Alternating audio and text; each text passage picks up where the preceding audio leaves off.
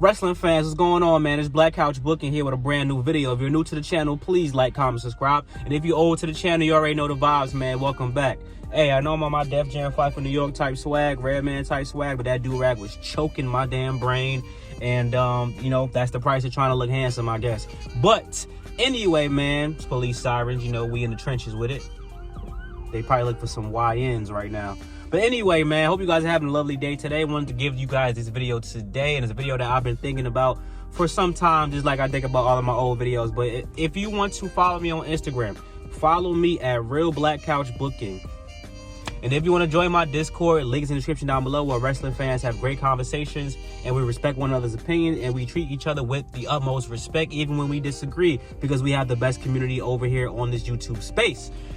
Anyway, man, I'm gonna say something that might make me lose some subscribers, because yes, I've lost subscribers before by talking positively about AEW, but I don't care. You know, I calls it like I sees it, man. And listen, call him a mark. People have called me a mark for liking that Jey Uso won the Rumble. So when people call people marks nowadays, it really doesn't mean nothing to me, because y'all don't even know what the word means. Y'all just throw it around to sound cool, but really you're the mark for calling someone else a mark for enjoying wrestling. But Tony Khan has done things that WWE was unable to do, and I want to give Tony Khan some credit for that. Now, before I do that, I will say this man is not perfect.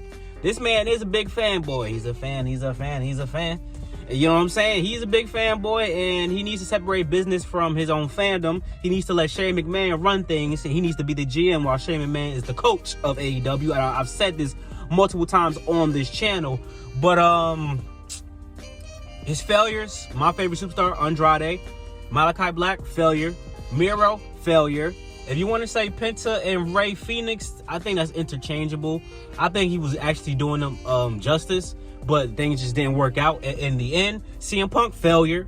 So he has a lot of failures under his belt, but these successes that he had are something that WWE was not capable of doing. I'm not going to put him in the seat, because I don't want y'all saying cringe and all that, even though I don't really care. But, you know, I'm not going to put him in the seat today, because I'm not trying to glaze him like that. But I will say, Ricochet, Toni Storm, Swerve Strickland. Do I got to keep going? I mean, let me focus on the big three, in my opinion.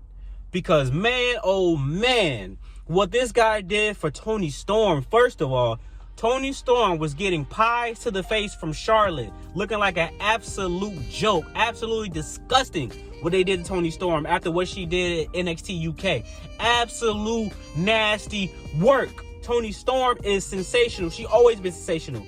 When she got to the main roster SmackDown, I thought she was going to go crazy. And I love Toni Storm. And they treat her like a joke. They let the other blonde bury the lower level blonde, in their opinion. Absolutely buried by WWE. Go to AEW, rocky start, little something. But once she became timeless Toni Storm, she took over the game. Toni Storm does the best character work, not just for women. Toni Storm does the best character work in all of wrestling. I'm taking my sip of water when I say that. Best character work in all of wrestling. I didn't say she was the greatest. I didn't say she was the GOAT. She does the best character work. Once upon a time, Alexa Bliss, Firefly Funhouse stuff, we were saying Alexa Bliss did the best character work. I would argue, even against that, Toni Storm, timeless Toni Storm, best character work. She even showed you I could do more than one thing. She did the rookie Toni Storm, and that was great work as well. Tony Khan let Toni Storm take the ball and run with it.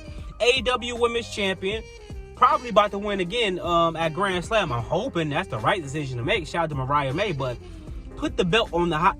When somebody got the hot hand and they make 4 threes in a row, give it to them one more time. Even if they miss the 5th 3, just let them miss the 6th 3. Then you can take the ball from them. Toni Storm ain't been missing. She been balling. She been shooting. So I say you let Toni Storm keep cooking.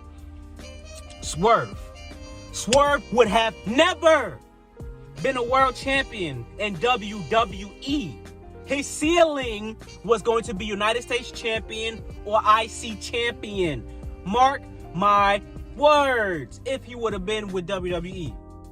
This man was a great North American champion. This man made Hit Row work. As soon as Swerve no longer Hit Row was dead. Hit Row was made to be a joke. Swerve made Hit Row have credibility. That's because of Swerve. Without Swerve, Hit Row wasn't nothing.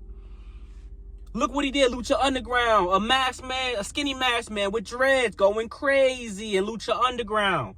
Tony Khan gave Swerve the ball. Like I said, Rocky Star as well. I didn't really like the stuff he was doing with Keith Lee. I didn't like he had the fake Brock Lesnar with him and all that. I didn't really, but he had belts. He had championships.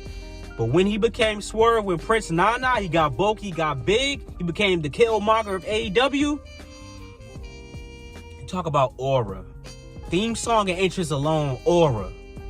This man broke the stereotypical mold for what a black wrestler is supposed to be. And this man is a rapper in real life, but when he wrestles, when he comes out and presents himself to AEW, you don't think of shades and chains when you think of Swerve Strickland. You think about this guy is a big deal. This guy's the real deal. This guy's the man. Tony Khan gave this man a big contract and WWE said, oh, he not worth that. Why do you care? You not paying him. Why you watching my pockets? I think Swerve is worth that. And Tony Khan cashed in on the investment and it worked out. Time to get him back into the limelight, though. Time to make him the big top guy again very soon. But the investment paid off. Swerve is one of the most popular superstars in wrestling. Got his own signature shoe now. Swerve Strickland is on fire. Even now that he's not in the main event scene, people are still invested in Swerve. Whose house? Swerve house. WWE would have never pulled the trigger on Swerve. They would have never made him a main event player. Keep your eye on Trick Williams. I'm gonna just say that. And see what they do with him.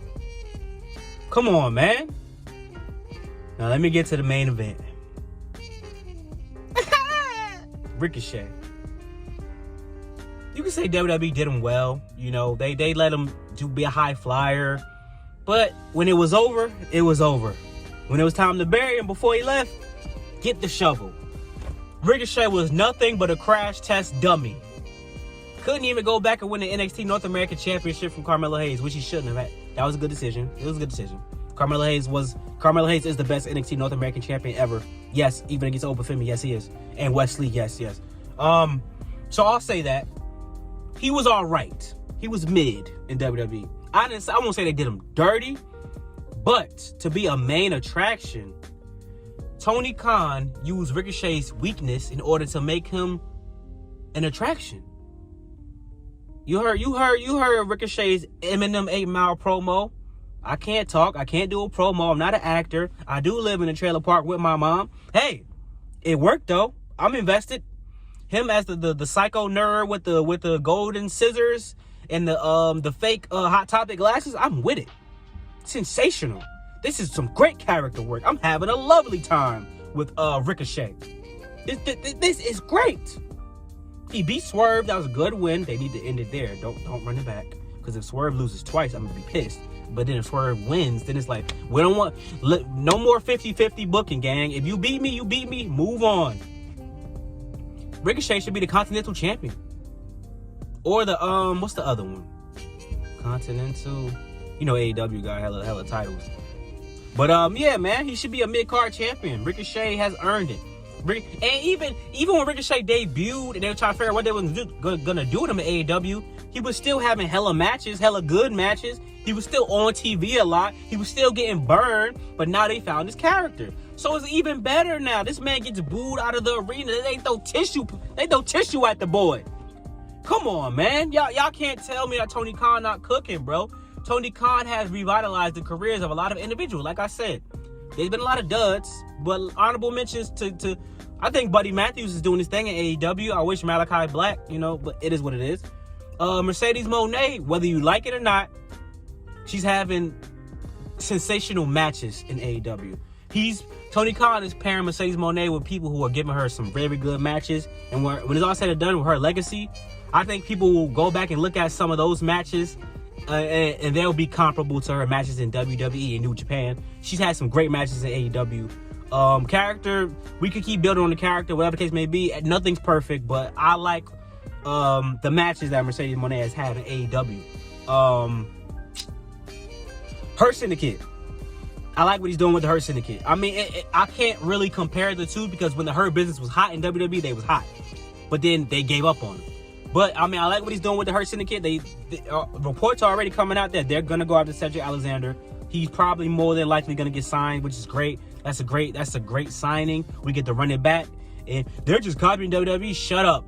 WWE copied hella stuff that WCW did in that other territory. Everybody copies everybody. It's very hard to have an original idea when wrestling has been around for like decades, my guy. It's hard to have an original idea. Especially if there's already an established idea over somewhere else and they gave up on it. Why not run it back here and make it better?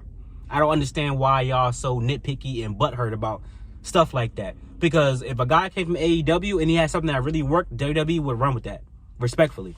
So that's my opinion, man. I think we should give Tony Khan his congratulations. He made a lot of our favorite wrestlers relevant in AEW. It made them top stars, which is something that WWE could not do, or they just didn't want to do. So, I mean, I'm happy with what he's got going on thus far. Can he use some work? Yes. Am I looking forward to Grand Slam? Yes. Am I looking forward to seeing what happens with these releases, which I know y'all want me to talk about. I'm not talking about the releases because, as you see, they keep happening. So I'm trying to wait until definitively like it's done, and then I'll address it. Because a lot of those releases, in my opinion, might be justified. I'll leave it at that. I don't want to get too much into it. But let me know what y'all think, man. Like, comment, subscribe, thank you for love, support as always. I know this video might not get a lot of views because y'all hate Tony Khan. Y'all hate AEW. Tribalism is real. But I give credit where credit is due. Just like when I give credit when WWE does something good, I give them credit. When I give them credit when they do something bad. I give credit when AEW does something good, and I give AEW credit when they do something bad. Because like I said, they did my boy Andrade dirty. I thought Andrade was going to go to AEW and become a top mega super duper star. Unfortunately, that didn't happen. Some people are meant to be superstars, mega stars. They can still be your favorite, though. Like Malachi Black just might not be that guy.